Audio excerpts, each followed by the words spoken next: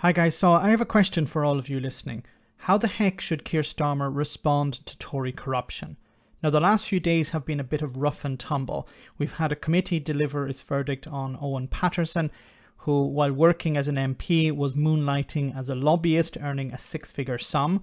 He was expected to be suspended from Parliament for 30 days. Then the Tories rallied round him and voted, let's call a spade here, they voted against that suspension.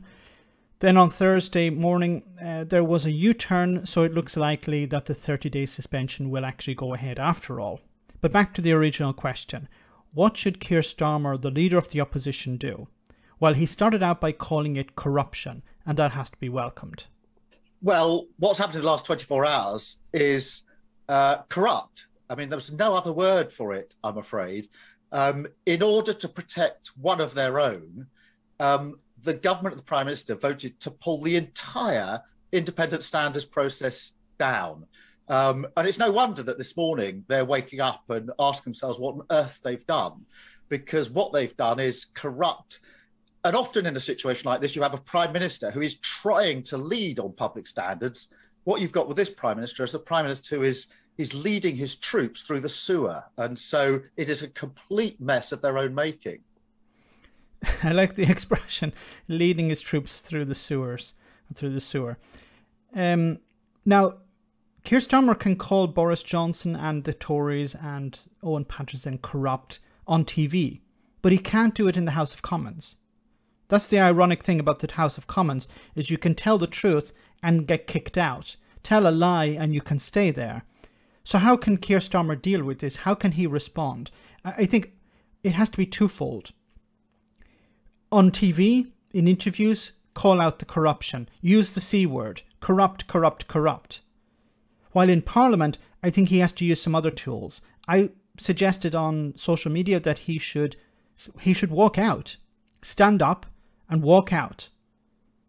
Because it's pointless getting into a debate with Boris Johnson about any of these things. Because Boris Johnson, once again, has an 80-seat majority. He has run roughshod over Parliament. He treats Parliament with nothing but contempt. And they have treated, him and his Conservative Party have treated this committee with contempt this week. It seems, and this is extremely concerning, but it seems that the right-wing media were the ones that forced the Conservatives into a U-turn here. They didn't grow a spine, they didn't grow a soul. They decided it's damaging to us, the media, what we rely upon, our conduit to the voter. They have turned on us, or they seem to have turned on us.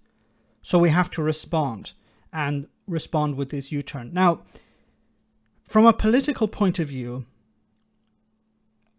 there wasn't a lot of sense in calling a vote, because Owen Patterson would have been suspended for 30 days. It's not he was kicked out of Parliament. He would have been suspended for 30 days. And it seems at the moment, at the recording of this video, that he's going to be suspended. But at the same time, Boris Johnson needs to defend him. Because Owen Patterson is just one corrupt politician. The House of Commons is full of them. And obviously, I am pretty sure that Boris Johnson also has his finger in the tail as well. Boris Johnson is in on this as well. So it would be damaging for the Conservatives to get rid of Owen Patterson, to kick him out, to allow him to be the sacrificial lamb here. Because Patterson could turn around and say, yes, but there are other people in the Conservative Party who are doing exactly the same as I am. Ministers are doing exactly the same as I am. And perhaps even the Prime Minister himself has something that he would prefer not to be shown the light of day. So the response, I think, in the media from the leader of the opposition has to be calling out corruption. Call it what it is. Unfortunately, in Parliament, he can't say the C word, but he has to use some other tools. Let me know in the comment section, guys, what you think. As always, your comments are greatly appreciated. Thanks a lot.